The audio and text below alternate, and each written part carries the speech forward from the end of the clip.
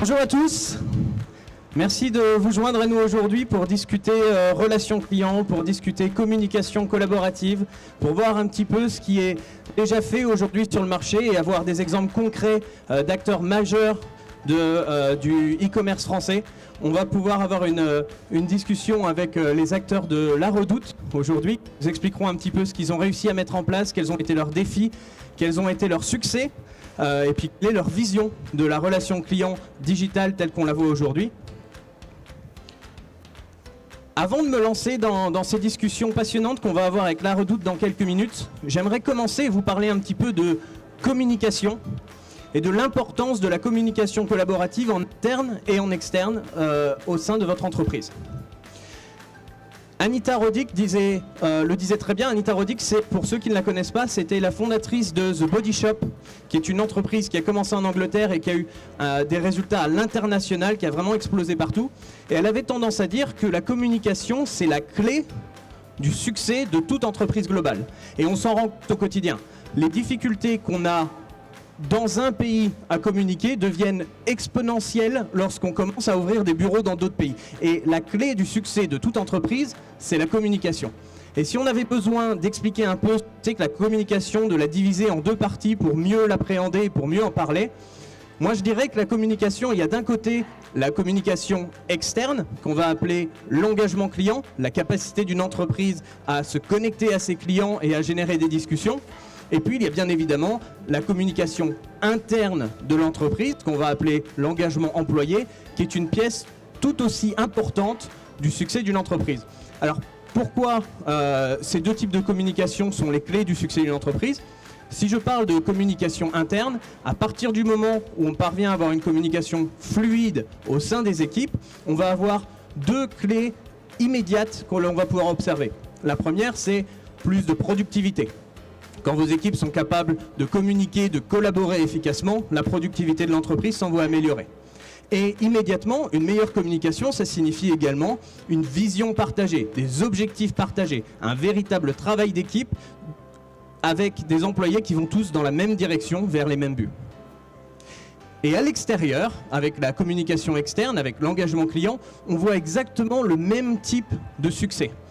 Quand on a une communication efficace avec les différents acteurs externes de l'entreprise, on va avoir d'abord une satisfaction client augmentée. Et ce qui en découle automatiquement, c'est plus de loyauté, plus de fidélisation des clients, ce qui est un facteur essentiel du succès de toute entreprise. Pourquoi je vous parle de ça ? Parce que aujourd'hui, quand on parle de communication, et je vais faire une petite aparté rapide sur la communication interne des entreprises, les employés utilisent entre 5 et 6 outils de communication différents au quotidien. Alors si vous vous posez la question quels sont ces outils, on peut prendre des exemples très simples. Il y a évidemment la téléphonie, peut-être que certains d'entre vous utilisent encore le fax. Il y a certainement les emails, vous avez peut-être des apps de messaging interne pour collaborer avec vos collaborateurs, vous avez certainement des outils de project management et tous ces outils sont essentiels parce qu'ils font partie de votre communication quotidienne au sein de l'entreprise. Ceci dit, le fait d'avoir un morcellement des outils, c'est également une barrière à une communication efficace et 73% des employés aujourd'hui le disent. Si seulement ils pouvaient avoir une unification de ces différents outils de communication interne, ils seraient beaucoup plus efficaces. Et on le voit exactement dans les chiffres, avec les entreprises qui ont réussi à unifier leur communication, ont un gain de temps de 30%. Si vous imaginez un peu, pour tous vos employés, s'ils arrivaient à gagner 30% de leur temps chaque jour, c'est un gain de productivité absolument énorme pour les entreprises. Donc le but du jeu ici, c'est un petit peu de voir, ok, on a la communication interne de l'entreprise, on a la communication externe de l'entreprise. Comment est-ce qu'on va faire en sorte de joindre ces deux mondes de manière à avoir une communication fluide et sans couture en externe et en interne de manière à fermer la boucle et pouvoir améliorer ces différents KPI et avoir une relation employé, une relation client qui s'en va améliorer. J'aimerais prendre une minute pour vous expliquer un petit peu pourquoi c'est justement la vision de RingCentral. RingCentral, c'est une entreprise qui a la vision de créer une véritable communication collaborative au sein des entreprises, à la fois en interne, avec des outils que l'on va appeler des outils de UCaaS, et en externe, la partie sur laquelle on se concentrera aujourd'hui, avec des outils qu'on va nommer outils de CCaaS, qui permettent d'amener un maximum de monde à collaborer, à partager leurs idées, à travailler efficacement et à véritablement travailler en équipe pour une satisfaction employée et une satisfaction client améliorée. Donc RingCentral a un portfolio qui se déploie sur ces deux axes séparés, en commençant avec son outil le plus ancien qui est le Cloud PBX, la capacité non plus d'avoir des lignes fixes qui ne permettent pas de bouger, mais de passer sur des outils cloud qui fonctionnent sur n'importe quel device, qui fonctionnent dans n'importe quel pays et qui permettent de passer outre les barrières du quotidien pour améliorer la communication. Et ce qui est intéressant, c'est que cette vision globale et unifiée dont je vous parle, elle se répercute sur les autres produits du portfolio de manière à pouvoir avoir une véritable unification et pouvoir commencer une communication par téléphone, puis la continuer sur une app de team messaging par exemple, sur laquelle on va pouvoir également soit avoir une conversation one-on-one ou une conversation à plusieurs, partager des fichiers, partager des tâches, partager des projets, et pourquoi pas repasser sur un call ou alors repasser sur une vidéoconférence, collaborer, avoir un meeting avec des personnes à l'autre bout du monde, de manière à véritablement collaborer avec ses équipiers et avoir une communication fluide et sans couture encore une fois. Mais ça ne représente que la partie interne à l'entreprise. Donc RingCentral s'est dit qu'il fallait également pouvoir avoir la partie externe qui allait permettre d'avoir cette communication fluide à travers tout le périmètre.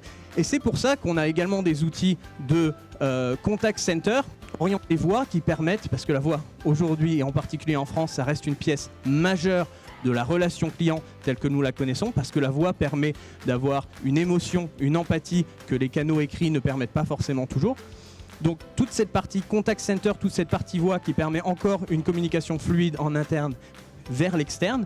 Et enfin, la dernière pièce du puzzle, une entreprise que vous aviez pu voir l'année dernière qui s'appelait encore Dimelo sur le salon stratégie client et qui a été rachetée par RingCentral fin 2018 et qui est désormais la brique digitale du portfolio de RingCentral qui s'appelle RingCentral Engage Digital justement et qui permet de fermer une fois pour toutes cette boucle et d'avoir non seulement la voix mais tous les canaux digitaux existants pour pouvoir communiquer avec ses clients sur les canaux qu'ils préfèrent. Alors pourquoi c'est essentiel de parler de tout ça ? Je vais passer très rapidement sur la partie UCaaS parce que c'est pas le sujet de stratégie client. RingCentral est un acteur majeur depuis de nombreuses années, reconnu par Gartner comme un leader. Mais sur la partie CCaaS, donc la partie relation client qui nous intéresse aujourd'hui, pourquoi c'est essentiel ? Parce que aujourd'hui, la fidélisation, la loyauté de vos clients passe par votre capacité à les satisfaire et à leur offrir une expérience positive. Dans 70% des cas, les consommateurs disent qu'ils sont enclins à changer d'entreprise s'ils ne sont pas satisfaits par l'expérience qu'ils ont avec telle ou telle entreprise. Et quand on commence à rentrer dans les détails, on se rend compte que la personnalisation de cette expérience client est d'autant plus importante. Pour être exact, les nouvelles générations que l'on va appeler les millennials jusqu'aux générations Z, on a tendance à dire qu'ils sont moins loyaux aux entreprises pour lesquelles ils travaillent, mais en fait ça va au-delà de ça. C'est pas un problème de loyauté, c'est un problème d'attentes qui sont beaucoup plus élevées que ce qu'on a pu avoir nous par le passé. En moyenne, les personnes des générations Z aux générations millennials changent d'entreprise 5 fois par an, changent de marque, d'entreprise, de marque avec lesquelles ils travaillent jusqu'à 5 fois par an, suite à une relation client qui n'était pas satisfaisante pour eux. On se rend compte avec ces nouveaux chiffres que ces nouvelles générations qui représentent une partie importante aujourd'hui et qui sera encore plus large demain de notre portefeuille client, il va falloir réussir à les satisfaire si on souhaite pouvoir les garder comme clients. Mais on se rend compte qu'il y a des choses assez évidentes que nous, en tant que marque, ne faisons peut-être pas au quotidien. Et vu qu'on est tous consommateurs dans cette salle, vous allez peut-être pouvoir confirmer ce que je vais essayer de vous dire ici, c'est que quand vous appelez un centre de contact et qu'on vous demande de vous identifier pour la 26e fois, ça crée de la frustration. Quand vous avez une discussion avec un centre de contact, qu'on vous demande d'expliquer votre problème, qu'on vous transfère à un autre agent qui redemande d'expliquer le problème, et ainsi de suite, ça crée de la frustration. Dans 88% des cas, les consommateurs se disent frustrés de devoir expliquer encore et encore quels sont leurs problèmes. Et ça a un impact direct, comme je le disais précédemment, si ça crée de la frustration, ça crée une expérience client négative et par conséquent, ça crée un risque d'avoir un client qui s'en va pour la concurrence. Donc je vous ai parlé du téléphone et je reviens sur ce que je disais, le téléphone reste une pièce essentielle de la relation client aujourd'hui, en particulier en France. Malheureusement, le téléphone n'est simplement plus plus suffisant aujourd'hui. Et on s'en rend compte au quotidien. 56% des consommateurs disent qu'ils préféreraient utiliser des canaux de messaging plutôt que le canal voix habituel. Et il y a une véritable raison à ça. Si vous y réfléchissez, utiliser le téléphone, ça signifie, que peut-être que vous allez payer pour la communication, ce qui existe encore beaucoup dans beaucoup d'entreprises. 2, que vous allez certainement devoir vous battre avec un SVI. 3, que vous allez certainement rester longtemps au téléphone si quelqu'un daigne décrocher à un moment. Mais ça signifie, et c'est peut-être la pièce la plus importante du puzzle, ça signifie que vous devez être disponible pour donner 100% de votre concentration à la discussion téléphonique. De l'autre côté, les apps de messaging vous offrent la flexibilité de contrôler votre agenda. Ce que ça signifie, c'est que si je décide de communiquer avec une entreprise lambda, je vais pouvoir, sur un canal de messaging, envoyer le message au moment qui est opportun pour moi. Peu importe les horaires de bureau, peu importe les horaires de travail, je peux envoyer mon message à 3 h du matin. Et je lirai la réponse de l'entreprise quand ce sera pratique pour moi à nouveau. Donc on redonne avec ces canaux de messaging le contrôle au client, le contrôle au consommateur, ce qui explique pourquoi il y a un tel engouement pour les canaux de messaging aujourd'hui et pourquoi il y a tant de clients qui demandent à pouvoir communiquer avec les marques sur ces différents canaux. Et on se rend compte de ça, non pas seulement sur les nouvelles générations, mais véritablement à travers les différentes strates de génération. Alors évidemment, les millennials qui sont nés dans le monde du digital, qui ont grandi avec les canaux de messaging, avec le social et avec tous ces canaux digitaux, toutes ces nouvelles générations qui commencent à avoir des boutons quand on leur demande de passer un coup de téléphone à un prospect ou d'appeler leur grand-mère par téléphone, évidemment, ceux-là vont préférer les canaux digitaux. Mais même sur d'autres générations plus traditionnelles, on voit un véritable engouement pour les canaux digitaux. Et la raison à ça, encore une fois, c'est le fait qu'on utilise ces canaux déjà au quotidien dans nos vies personnelles et par conséquent, on s'attend à pouvoir utiliser les mêmes canaux lorsqu'il s'agit de communiquer avec des marques. Je vous propose un petit exercice. Essayez de réfléchir à la dernière fois que vous avez eu une conversation téléphonique avec quelqu'un. Et la question que je vais vous poser, c'est avant cet appel, est-ce que vous ou votre interlocuteur n'aurait pas envoyé un message en disant est-ce que c'est le bon moment pour discuter? Et on se rend compte avec ça que même quand on passe du temps au téléphone, on a tendance à utiliser du messaging en amont parce qu'il y a le côté pratique qu'on ne va pas forcément avoir ailleurs. 72% des consommateurs aujourd'hui s'attendent à utiliser le canal de leur choix. Alors le canal de leur choix, c'est peut-être la téléphonie, peut-être que c'est de l'email, peut-être que c'est du live chat, peut-être que c'est du messaging ou du social. Mais ce qui est important, c'est que dans 72% des cas, vos consommateurs vont être déçus si lorsqu'ils essaient de rentrer en communication avec votre entreprise, ils ne sont pas capables d'utiliser le canal de leur choix. Et encore une fois, mauvais départ pour une expérience client et par conséquent un fort risque de voir le client partir à la concurrence. En moyenne, nous utilisons tous 7 canaux différents pour discuter avec les entreprises. Alors comme je le disais, c'est peut-être de l'email, c'est peut-être du live chat, c'est peut-être une visite en boutique, c'est peut-être de la téléphonie, mais nous avons tous ces différents canaux. Et la raison pour laquelle nous utilisons des canaux différents, c'est parce qu'en fonction du moment de la journée, en fonction du device qu'on a dans la main au moment où on veut contacter l'entreprise, on va vouloir utiliser ce qui est le plus pratique pour nous en tant que consommateurs. Donc il faut vraiment commencer à se poser la question de est-ce que je veux que mon client rentre dans mes process ou est-ce que je veux adapter mes process aux besoins et aux attentes de mon client.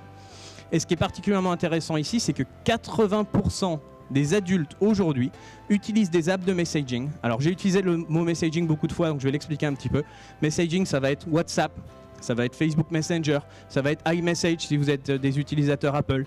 Tous ces différents canaux, 80% des adultes aujourd'hui les utilisent au moins une fois par jour. Si on parle des adolescents, on parle de 91% de la population qui utilise ces canaux au quotidien. Et la seule question qu'il faut se poser, c'est si mes clients, 80% de mes clients utilisent des apps de messaging au quotidien, est-ce que je peux me permettre en tant que marque de ne pas être disponible pour mes clients sur leurs canaux favoris? Ça a également un impact sur le NPS. Alors le NPS, c'est le Net Promoter Score, c'est la probabilité qu'un client fasse la promotion naturelle et organique de votre marque auprès de ses amis, de sa famille, de ses collègues, de ses pairs. Ce graphe que je vous montre ici a été présenté l'année dernière sur ce salon par l'entreprise Téléperformance qui a fait une étude de clients sur plus de 13 pays à travers le monde. Et ce qui en est ressorti, c'est que plus il y a de canaux disponibles pour contacter une marque, plus cette marque aura une moyenne de NPS élevée. Et ça s'explique assez facilement en fait. Parce que vous avez beaucoup de clients qui ont peut-être une petite question ou un petit problème et qui n'ont pas envie de décrocher le téléphone ou d'aller en boutique pour régler ce problème. Mais à partir du moment où vous leur donnez le bon canal qui est pratique pour eux, pour poser leurs petites questions, vous allez pouvoir les satisfaire. Et ces clients muets, ces clients silencieux qui ne vous avaient jamais parlé précédemment et qui seraient peut-être partis 2 semaines plus tard, maintenant ils ont une voix, maintenant ils ont quelque chose à raconter, maintenant vous pouvez les satisfaire, maintenant vous pouvez les transformer en ambassadeurs de votre marque qui vont faire la promotion de vos produits et de votre entreprise. Ceci dit, ajouter de nombreux canaux digitaux, c'est pas forcément la façon la plus simple de gérer sa relation client au départ si on n'a pas tout planifié en amont. Parce qu'on va complexifier le parcours client. Chaque nouveau canal qu'on ajoute, s'il n'a pas été préparé en amont, complexifie le parcours client. Et on a tous eu cette expérience où, insatisfait par une marque ou une autre, on va contacter la marque une fois à travers Facebook, peut-être une fois sur Twitter, peut-être par téléphone et en même temps sur le live chat. Et on obtient des réponses qui ne sont pas les mêmes, qui n'arrivent pas en même temps. Et on a une expérience client qui n'est pas consistante à travers les différents canaux. Et qu'est-ce que ça gère ? Qu'est-ce que ça crée, pardon ? Ça crée de la complexité, ça crée de la frustration. Donc il faut réfléchir à comment on va pouvoir unifier ces différents canaux de manière à avoir un parcours client digital, mais pas seulement, simple et fonctionnel pour l'entreprise et également pour le client final. Ça, c'était la vision client, mais il y a également la vision agent. 74% des agents doivent passer d'une application à l'autre, d'une tab à l'autre, d'une fenêtre à l'autre, d'un logiciel à l'autre, plusieurs fois pour pouvoir satisfaire vos clients. Ils vont passer du canal sur lequel ils sont en train de répondre, et puis ils vont aller dans le CRM, ils ont peut-être un outil Excel ailleurs, et puis ils vont pas arrêter de se loguer, de se sign out et de passer d'une application à l'autre sans arrêt. Ce que ça signifie pour l'entreprise, c'est une perte moyenne de 60 minutes de travail par agent par jour. Quand on sait que le coût principal d'un centre de contact, c'est le coût humain des employés, on se rend compte qu'une perte de 60 minutes par jour, c'est un chiffre énorme que l'entreprise perd quotidiennement. Donc comment est-ce qu'on remédie à ça et comment est-ce qu'on arrive à récupérer tous les canaux et à offrir une relation client constante, équivalente à travers les canaux, tout en ayant une gestion plus pratique de son centre de contact? C'est à travers une plateforme omnidigitale de gestion de la relation client. RingCentral Engage est une plateforme omnidigitale qui permet de connecter jusqu'à 20 canaux différents à travers les 6 familles de canaux digitaux qui existent, à savoir les canaux sociaux, Facebook, Twitter, YouTube, Instagram, les canaux de messaging dont je vous parlais plus tôt, WhatsApp, Facebook Messenger, mais également iMessage, Apple Business Chat, les canaux plus traditionnels, l'email, le live chat, les forums, les communautés, et puis la dernière famille de canaux que j'aime particulièrement parce que tout le monde l'oublie, c'est les canaux d'avis clients. Ces avis clients que les gens, vous savez, ces commentaires que les gens vont laisser sur votre Google Maps ou sur le Google Play Store, où ils vont mettre des avis et qu'on a tendance à oublier parce qu'ils sont particulièrement complexes à récupérer et à répondre. La plateforme RingCentral Engage Digital va permettre d'agréger tous ces messages à travers tous ces différents canaux et d'unifier la gestion des messages pour tous les canaux et de les dispatcher automatiquement sur les agents qui ont les bonnes compétences pour y répondre, de manière à devenir channel agnostique au niveau des canaux, et de se concentrer sur le message plutôt que sur sa provenance. Alors je vais être très bref là-dessus, qu'est-ce que c'est que cette plateforme omnidigitale dont je vous parle? C'est plus de 20 canaux digitaux sur 6 familles, c'est l'utilisation d'intelligence artificielle ainsi que de machine learning pour avoir un routing automatique et efficace des messages au bon agent qui a la bonne disponibilité, les bonnes compétences et qui parle la bonne langue, de manière, encore une fois, à avoir une communication globale. C'est également une plateforme ouverte qui va permettre de s'insérer au sein d'un contact center et de son écosystème, se connecter au CRM, se connecter au BI, se connecter au BPM, se connecter à tous les différents chatbots que vous pouvez avoir, de manière à avoir une information fluide qui passe efficacement d'un canal à l'autre et à éviter ces 74% de fois où votre agent doit passer d'un outil à l'autre. Mais c'est également une solution globale qui reconnaît automatiquement 72 langues officielles et non officielles à travers le monde. Et bien sûr, c'est une solution basée sur le cloud, ce qui signifie que c'est une solution qui va vous permettre facilement de gérer vos canaux au quotidien, d'en rajouter de nouveaux, d'avoir des statistiques live et des reportings efficaces et de contrôler votre activité de contact center. Pourquoi je vous parle de messaging? C'est pas simplement parce qu'on fait du messaging, mais c'est parce que les grosses entreprises, les GAFA, Google, Apple, Facebook, Amazon, sont tous en train de faire de gros investissements sur ces plateformes de messaging parce qu'ils ont vu que le futur de la relation client allait passer par ces nouvelles plateformes, que nos clients utilisent déjà personnellement au quotidien. Si on parle de Google, ils ont fait une annonce récemment sur le fait de regrouper de nombreux canaux. Ils parlent depuis plusieurs années déjà du RCS, qui sera le SMS 2.0. On connaît tous Google My Business, qui maintenant lance une app de messagerie sur Google My Business, déjà lancée sur plusieurs territoires, bientôt en France également certainement. Il y a Apple qui a iMessage depuis des années et qui a lancé fin 2018 Apple Business Chat, qui a la version hors entreprise de cette app de messaging. Il y a Facebook Messenger qui existe depuis de nombreuses années, qui a racheté WhatsApp et qui a lancé récemment WhatsApp for Business, mais qui commence également à réfléchir à Instagram Direct qui sera bientôt disponible pour les clients. Et puis il y a Amazon qui, avec Anytime, a créé une app de messagerie pour que les clients puissent discuter directement avec les vendeurs de la plateforme Amazon et avoir une relation client constante et efficace. Maintenant, j'aimerais étudier un cas très particulier, un beau succès à la française, avec une entreprise que vous connaissez déjà toutes. La Redoute, qui a fêté ses 180 et quelques anniversaires récemment, qui a été créée en 1837. De mémoire, ça doit être la même année que la création d'Hermès, donc un autre beau succès à la française.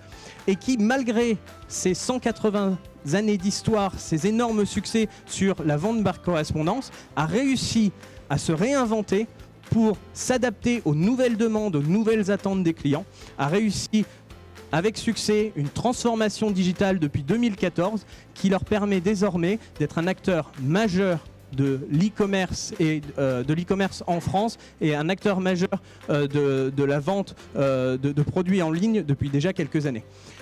Je vous propose, je vais inviter à me rejoindre deux personnes clés de La Redoute. Jean-Marc Penello, qui est le directeur de la relation client de La Redoute, ainsi que Marine Vanier, qui est chef de projet relation client. Et juste avant, pendant qu'ils me rejoignent sur scène, je vous propose de découvrir une très brève vidéo de La Redoute de présentation de leur entreprise.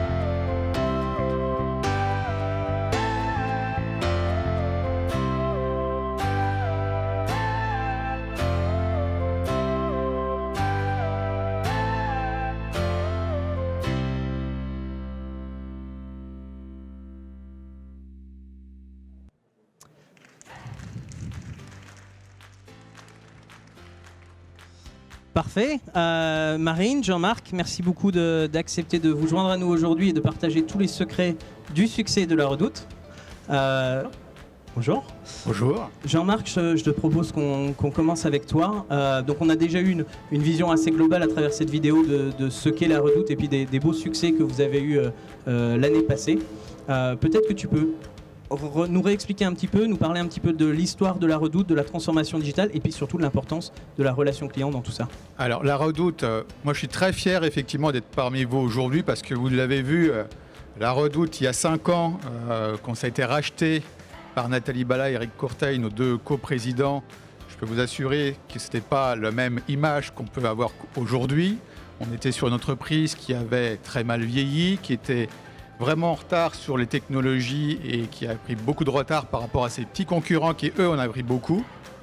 Donc un gros travail de remise à plat et une vraie aventure humaine, puisque là, en 5 ans, il a fallu tout changer. Quand je dis tout, c'est tout. C'est effectivement un gros plan social, donc avec une grosse difficulté, une aventure humaine pas facile. Il a fallu changer les SI, il a fallu changer le modèle économique pour passer d'un modèle de vente à distance qu'on avait inventé à un nouveau modèle complètement digital, tout en conservant, et là c'était important parce qu'on ne voulait pas faire une transition trop forte avec nos clientes fidèles qui étaient là depuis des années, qui aimaient le catalogue, nos beaux catalogues qui ont fait le succès de la Redoute pendant ces nombreuses années. Donc il fallait quand même les garder, ces clientes fidèles, tout en redonnant une dynamique à la marque et à s'adressant à des populations, des digital moms, comme on les appelle, avec les enfants, la famille, et pouvoir leur proposer sur le site tous les produits qui pouvaient le faire rêver, aussi bien les meubles comme à MPM. Pour ceux qui connaissent les nouvelles collections à MPM, je vous invite à aller voir les nouveaux magasins superbes, la Redoute intérieure, une nouvelle collection aussi prête à porter qu'il a fallu réinventer, et aussi création d'une marketplace qui, pour nos anciens clientes, c'est pas facile, la marketplace, encore aujourd'hui, de pouvoir l'expliquer à certains clientes. J'achète à la Redoute, mais c'est chez un vendeur que vous avez acheté, donc le concept n'est pas si simple, et en relation client non plus, puisque pour un client qui a acheté à la Redoute, il a acheté à la Redoute, même si c'est un vendeur. Donc toutes ces interactions à modifier, et aussi la relation client, et ça c'est important. Quand moi j'ai rejoint la Redoute maintenant il y a presque 5 ans, les 2 dirigeants m'ont dit, nous la relation client, ça fait partie de l'ADN, ça fait partie de nos valeurs, et ça fait partie des piliers de la réussite de demain. Et là j'ai eu la chance d'avoir les moyens et de pouvoir m'entourer d'une belle équipe aujourd'hui qui nous a permis cette transformation et de pouvoir justement adresser nos clients sur tous les médias, puisque là aussi c'était important de s'adresser aussi bien sur nos clientes fidèles qui ne sont pas forcément toutes connectées, bien qu'il y ait aussi des mamies extrêmement connectées, donc il ne faut pas se fier non plus aux apparences. Et puis pouvoir adresser sur les réseaux digitaux nos nouvelles clientes, en ayant une stratégie complètement digitale, puisqu'aujourd'hui on est mobile first. On a déjà 60% de nos ventes qui se font par le mobile, donc c'est énorme. Nos clientes aujourd'hui, ils vont presque plus sur le desktop ou pour vraiment valider leur panier, ils sont toutes hyper connectés. Donc voilà un peu un tour d'horizon. Donc n'hésitez pas si vous avez des questions aussi peut-être en fin de présentation. Mais en tout cas, une vraie réussite de la Redoute, une vraie aventure humaine, mais pas facile parce qu'en 5 ans, tout faire en même temps, je peux vous assurer que c'est extrêmement sport. Alors déjà, le premier avantage, c'est que tu nous disais que tu avais des leaders en interne qui avaient cette vision de relation client avant tout, et c'est certainement la première étape pour y arriver. Et une fois que tu as cette vision relation client, comment ça se traduit ? Quelle est la stratégie relation client de la Redoute, et quels sont les différents canaux d'interaction privilégiés que vous avez mis en avant dans l'entreprise ? Alors, la vision client, il faut la reconstruire, parce qu'encore une fois, la vision catalogue n'est pas la même vision que le digital. Donc aujourd'hui, il y a quelques années, le site logistique, dans les promesses, il savait quand est-ce que ça arrivait, l'information, quand ça sortait, mais la promesse du client, elle ne rentrait pas dedans. Je ne sais pas, moi, sur quoi on s'est engagé auprès du client ? Est-ce que je fais passer priorité ou pas ? Donc tout ça, il a fallu reconstruire, même si effectivement on a l'appui de la direction générale, il y a quand même tous les autres départements où il faut réaligner vers cette dynamique-là. Et après, la stratégie, elle est d'une part d'avoir les bons produits, parce que ça, encore une fois, si je n'ai pas les bons produits, je peux avoir les meilleures relations clients du monde, la meilleure distribution, ça ne fonctionne pas. Donc vraiment se refocaliser sur les bons produits, que ce soit sur le prêt-à-porter et sur le meuble. Aussi avoir les bons canaux de distribution, puisqu'on s'aperçoit que le client, finalement, aujourd'hui, il est plutôt digital. Surtout qu'on achète un meuble, je veux aller toucher le canapé, je veux aller l'essayer, est-ce qu'il est confortable, est-ce que la matière me va bien, est-ce que la couleur... Donc il va en magasin et il achète sur le web, ou il va sur le web et il va en magasin. Donc tout ça aujourd'hui nous permet d'avoir des canaux de distribution plus larges. Et effectivement, c'est d'avoir des outils qui sont simples pour nos conseillers, puisque là aussi on partait de très loin, on était sur des AS400, pour ceux qui connaissent un peu ces beaux outils extrêmement fiables qui ne plantent jamais, mais qui nous forcent en fait à faire des processus par rapport aux outils et pas par rapport aux clients. Donc là, on a pu aussi s'en débarrasser. Il a pu prendre sa retraite, notre ami, bien mérité, il faut le dire. Et de pouvoir en fait s'adresser le plus simplement possible par rapport à nos clientes, être là où elles sont.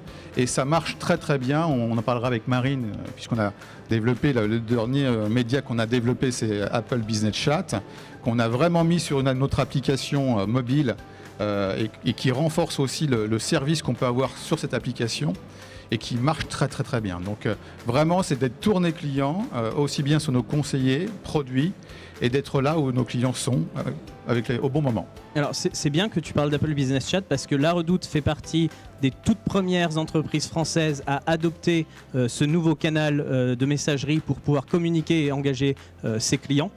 Quelle a été ton expérience de l'adoption et quels ont été les bénéfices pour La Redoute et pour le client final de l'adoption de ce nouveau canal de messaging ? Alors déjà pour La Redoute, ce qui est important, c'est qu'on est digital. Donc on se doit d'essayer les nouveaux canaux et d'être précurseur pour justement changer notre image et démontrer qu'on est au cœur de la relation client et là où sont tous nos clients. Donc ça, c'était important pour nous de tester ces nouveaux médias, même si effectivement, moi le premier, j'étais convaincu par sa simplicité qu'il aurait un gros succès. Et le vrai avantage pour nos clients, c'est que par rapport au chat qu'on avait déjà, où à chaque fois je réexplique, je rentre en communication avec un conseiller, mais je perds tout l'historique. Là, l'intérêt, effectivement, c'est que le client peut poser sa question, on peut lui répondre plus tard, je garde le fil de conversation, et même si je reviens 2 ou 3 jours, le conseiller garde aussi l'historique, donc il n'a pas besoin de redemander toutes les informations, et le client aussi est libre de réagir quand il le souhaite. Donc une vraie simplicité, et nous on l'a positionné vraiment sur l'application très visible, et Marine va vous expliquer, parce que si je dis tout après je vais me faire gronder, parce que Marine n'aura plus rien à dire, donc c'est dommage, parce qu'elle a plein de choses intéressantes à dire. Mais on a tout de suite eu un vrai succès des clientes dès le premier jour. Moi le premier surpris, parce que je me dis c'est nouveau, c'est sur Apple, donc ça ne correspond pas forcément à toutes nos clientes, sur une iOS en plus plutôt récent. Et dès le premier jour, on a explosé les compteurs. Donc ça prouve bien l'appétence aujourd'hui de nos clients sur ces médias hyper simples qui correspondent bien à l'ère du temps et aux usages. Alors, merci justement Marine. Peut-être que tu peux nous parler un petit peu des résultats que tu as pu observer avec Apple Business Chat, comment ça fonctionne pour toi. Et en même temps, si tu veux bien, je vais jouer une petite vidéo de l'utilisation d'Apple Business Chat avec La Redoute. Alors en effet, je ne sais pas si vous avez eu l'occasion d'expérimenter le canal. Donc vous allez voir un petit peu là comment ça se passe à travers la vision client que vous voyez là à l'écran, et après la vision conseiller à travers l'interface RingCentral Engage. En tout cas, en termes de résultats, comme le disait Jean-Marc, on constate avec Apple Business Chat une forte appétence client et donc une forte attractivité du canal. En quelques chiffres, Apple Business Chat, c'est 19 000 conversations clients traitées sur 3 mois à peu près. C'est, comme le disait Jean-Marc également, le jour du lancement, plus de 300 demandes clients. Et une tendance qui s'est confirmée, puisque maintenant on reçoit en moyenne 2 à 300 demandes clients par jour en fonction des pics d'activité. Donc cela nous enseigne qu'en fait, il faut être vraiment très réactif et très agile dans le dimensionnement et la gestion de notre capacitaire. Et si la tendance continue à se confirmer, la proportion que prend Business Chat par rapport à l'ensemble de nos canaux, du flux de demande en tout cas, c'est à peu près 8%. Ce qui est énorme là où finalement on avait encore l'année dernière 12% sur les réseaux sociaux. Donc finalement, Business Chat prend vraiment une part très très importante. C'est un lien de cause à effet donc direct avec les autres canaux. Ça baisse la part du téléphone, ça baisse la part des réseaux sociaux, ça baisse aussi la part de l'email, évidemment. Donc ça cannibalise un petit peu, on peut dire, les autres flux et surtout, ça nous génère en fait un flux supplémentaire. Là où en fait, Business Chat est très visible, comme le disait Jean-Marc, dans l'application, et j'y reviendrai après. Il est visible là où d'autres canaux le sont moins. Et puis il y a aussi le côté très incitatif, le côté gratuit aussi du canal. D'accord. Et du coup, juste que du coup, effectivement, à travers la dynamique de Business Chat, ça nous conforte en fait dans nos ambitions de messaging et surtout, ça nous confirme en fait que la mobilité est vraiment au cœur en fait des usages et du quotidien de nos clients. D'accord. Et du coup, vous travaillez sur de nombreux canaux. Donc Apple Business Chat, c'est l'un de ces canaux à partir desquels les clients peuvent commencer à avoir une conversation avec la Redoute. Tu mentionnais un peu plus tôt que vous étiez passé justement sur Apple Business Chat via la plateforme RingCentral Engage. C'est quoi pour toi l'intérêt d'avoir une plateforme unique qui va gérer tous ces canaux, de tout unifier au même endroit ? Alors du coup, en termes d'avantages liés à la plateforme unique, c'est évidemment en fait la facilité d'intégration, la connexion en fait d'un nouveau canal, donc ce qui facilite l'intégration et le lancement. C'est également la centralisation de l'ensemble des messages des canaux digitaux et je dirais également aussi l'optimisation de la prise en charge. Parce que les conseillers peuvent être réactifs en fonction du flux, tout en gérant en fait d'autres types de canaux, en fonction des compétences qu'on a pu affecter et les priorisations qu'on a pu attribuer. D'accord. Et alors, ce canal de messaging spécifique ou d'ailleurs le messaging en règle générale, à quel moment du cycle d'achat, selon toi, il a une utilité particulière ? Est-ce qu'il intervient tout au long du cycle d'achat ou est-ce que c'est comme certains canaux, un canal qui a une spécificité sur une partie très spécifique du cycle d'achat ? Alors, pour faire le parallèle avec ce que disait Jean-Marc, là où nous, on a positionné le chat finalement très en amont en fait, du parcours d'achat, le messaging il est présent à tout moment du parcours client. Effectivement, le messaging il évolue, il s'adapte aux usages des clients, au rythme de vie des clients qui sont de plus en plus connectés. L'avantage, c'est que les clients, ça semble de plus en plus naturel en fait, de recourir à ce type de canal pour sa relation client, puisque le client peut nous contacter lors de, tu le disais tout à l'heure, lors de micro-moments, entre deux rendez-vous, lors d'une période d'attente, pendant les transports, pour des échanges spontanés ou informels et sur des messages courts. Donc nous, à travers le prisme de Business Chat, de par là où il est positionné, en fait, il est dans la rubrique contact de notre site mobile, mais principalement, en fait, il est visible dans le suivi de commande de l'application et c'est plus de 90% du flux qui est généré par le suivi de commande de l'application.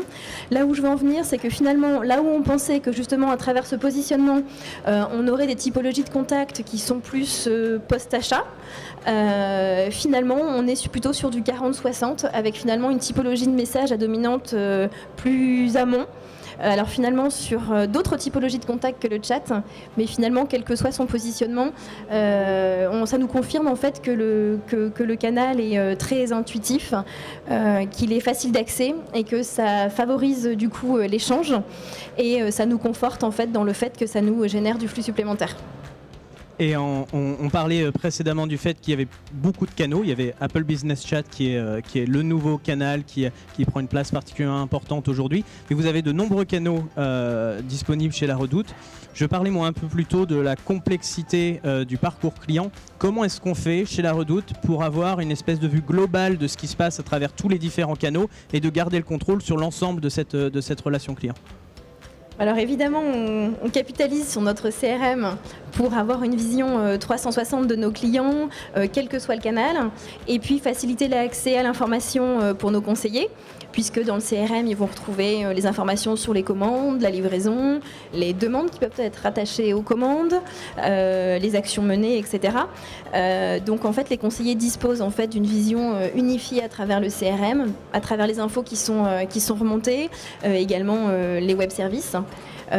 Pour faire aussi le parallèle avec RingCentral Engage, on a l'ambition effectivement à terme de l'intégrer à notre CRM.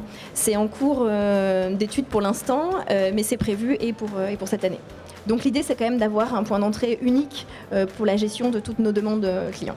Et pour éviter, encore une fois, de passer d'une application à l'autre et de gagner du temps. Simplifier la prise en charge pour les conseillers.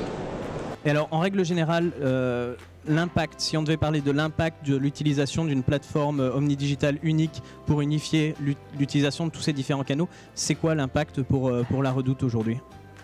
Alors, nous, c'est évidemment un seul outil là où on en avait plusieurs. Donc, une mutualisation des outils, évidemment une rationalisation des coûts, mais de manière opérationnelle, c'est le fait de centraliser l'ensemble des flux digitaux, c'est de pouvoir partager cet outil avec d'autres entités. Et également de faire un dispatch en fonction des typologies de contacts. On le fait notamment nous avec la communication et en l'occurrence les community managers qui n'avaient précédemment pas d'outils. Donc on partage cet outil en fonction, on fait un dispatch des demandes en fonction s'il s'agit d'une demande de relations clients ou plus liée au community management. Ça nous permet également de, comme en plus dans l'outil, l'outil est ergonomique, donc ça facilite l'utilisation des conseillers. Ça simplifie et ça allège la formation quand on intègre un nouveau canal.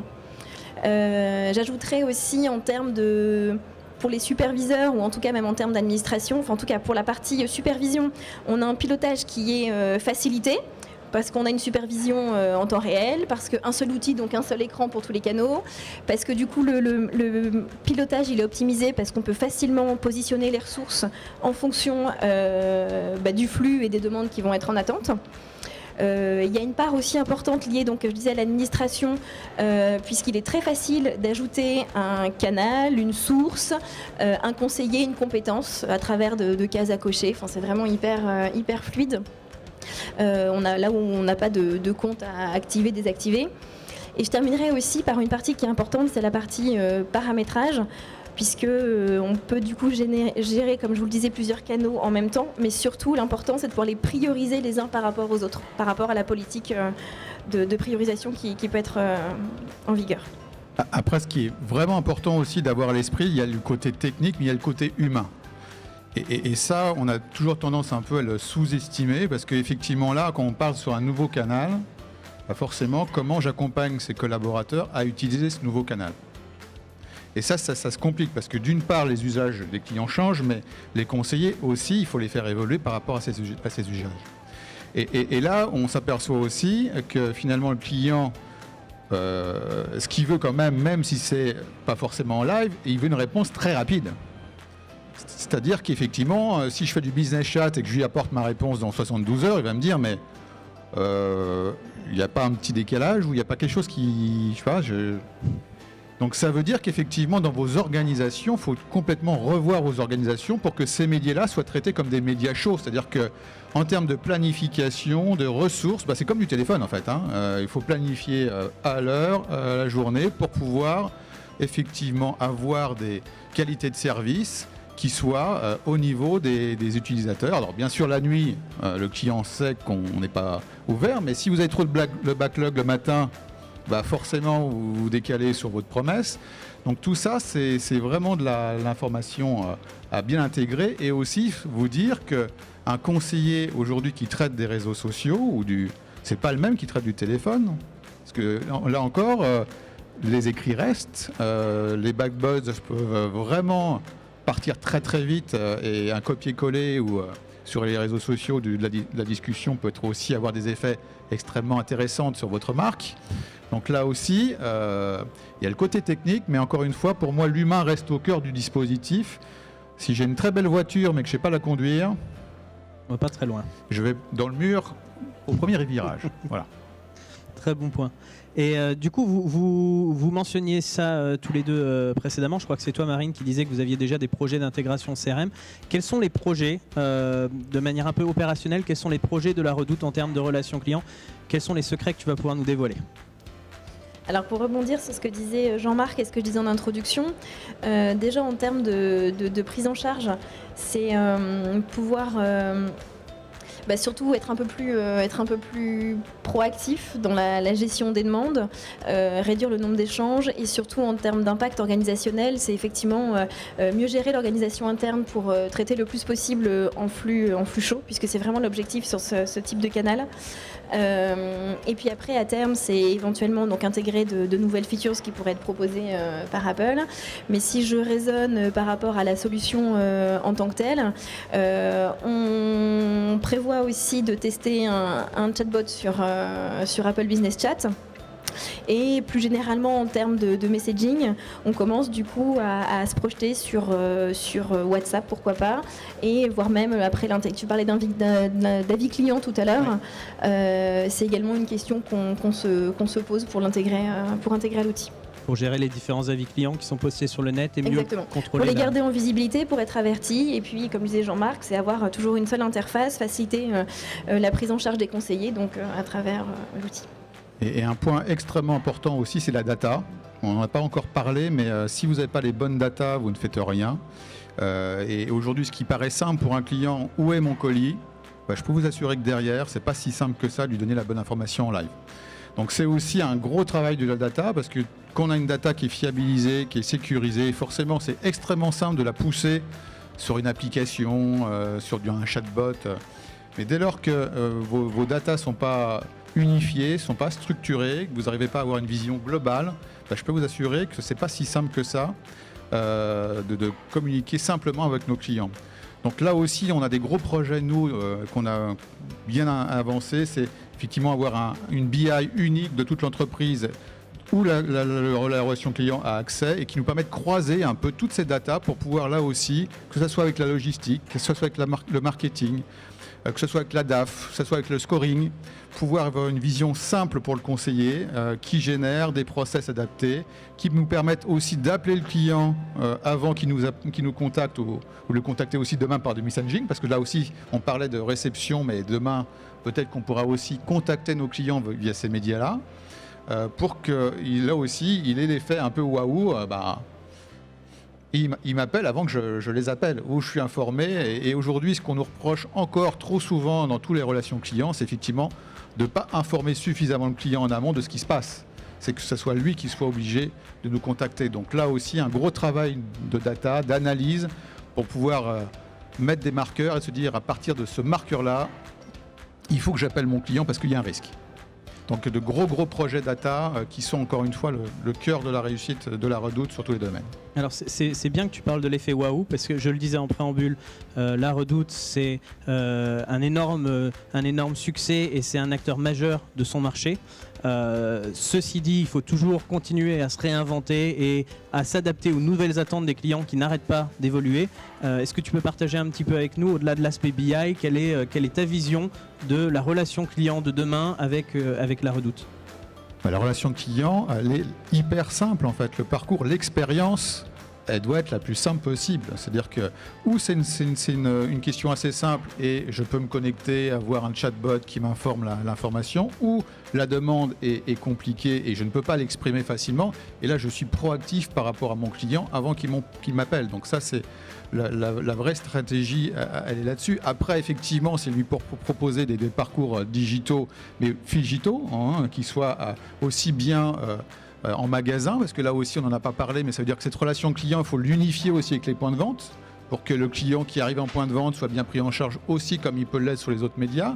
Quelles données on donne aux vendeurs, jusqu'où ils vont en tant que relation client, parce que leur job c'est de faire de la vente, c'est pas de faire de la relation client. Donc tout ça, c'est des choses qu'il faut travailler avec eux. On a aussi le B2B qui est en gros qui part très fort, puisqu'on travaille en collaboration avec des architectes, des hôtels, on équipe.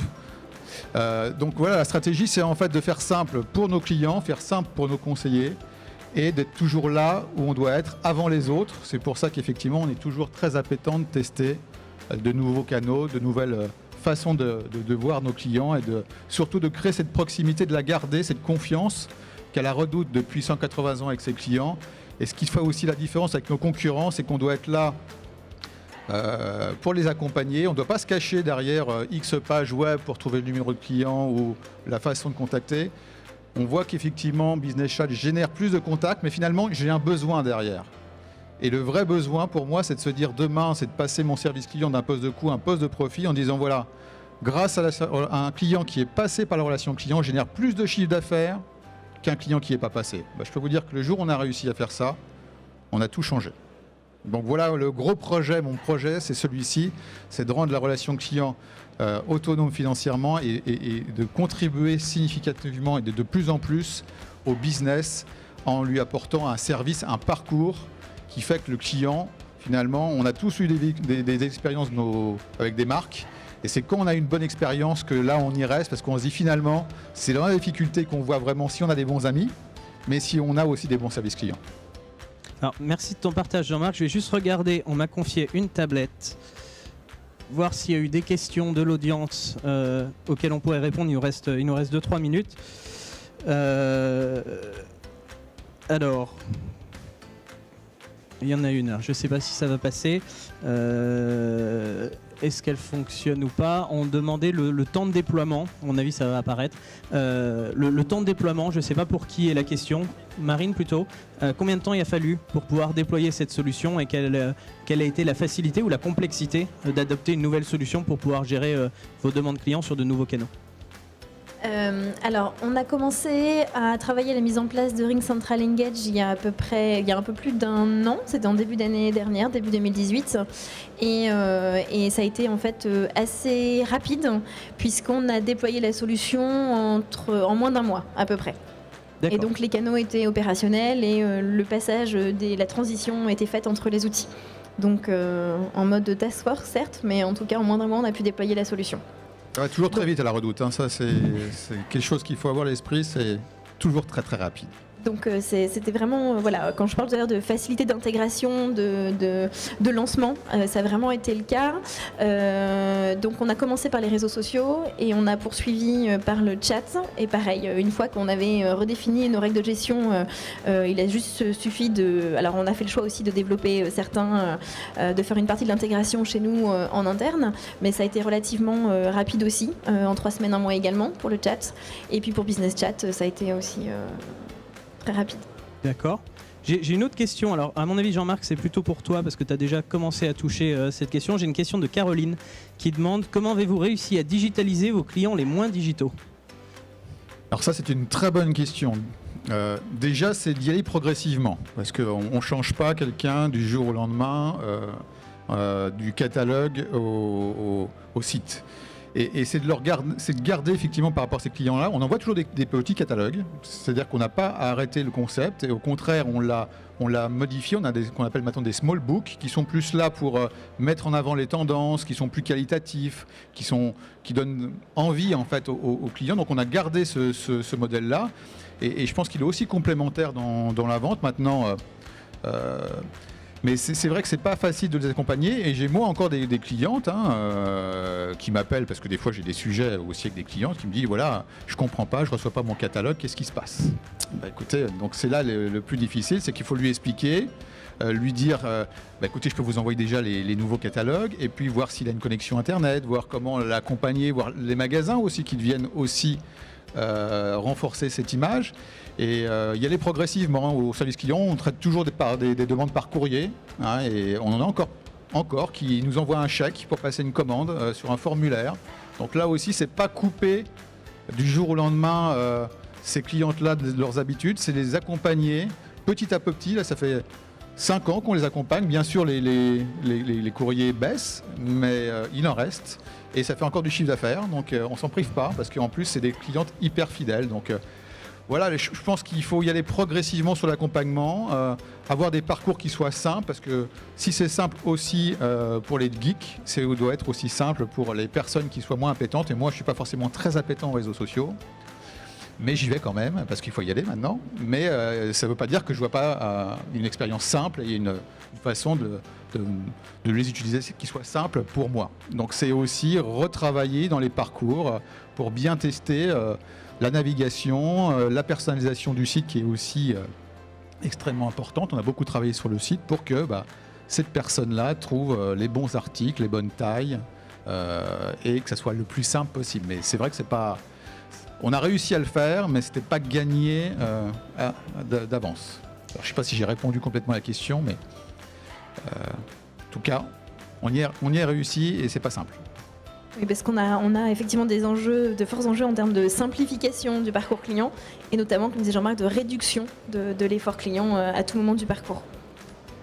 Merci Marine, merci Jean-Marc. Je vous propose à tous de continuer cette conversation directement sur le stand de Ring Central où nos deux experts vont passer un petit peu de temps, partager une coupe de champagne. On a un petit cocktail impromptu prévu pour ceux qui souhaitent se joindre à nous et continuer cette discussion sur la relation client et la Redoute. Merci à tous les deux. Et je vous invite d'aller voir le site, vous verrez que les nouvelles collections sont vraiment très très sympas.